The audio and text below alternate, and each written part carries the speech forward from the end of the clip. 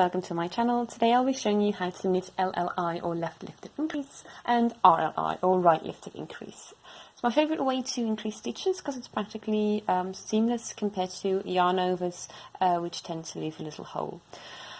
If you find this video helpful, check out my other videos on my channel and be sure to subscribe and ring the bell to be notified every time I post a new knitting video. Hit that like button and don't forget to follow me on Instagram at Knitwear. So first I'll show you how to do a left lifted increase. You just knit a stitch and then, like the name says, you lift a stitch so you can increase to the left. So on the left side of the stitch that you just knit, you just go through the back loop. You lift the stitch basically from the row below. So you go through the back loop. There, like that. And you just knit that. There. And there's a left lifted increase.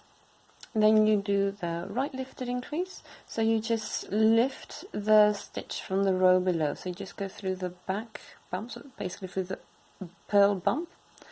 For the right lifted increase, I tend to just temporarily slip it on my left needle. And then I just knit it like that. And I knit the next one.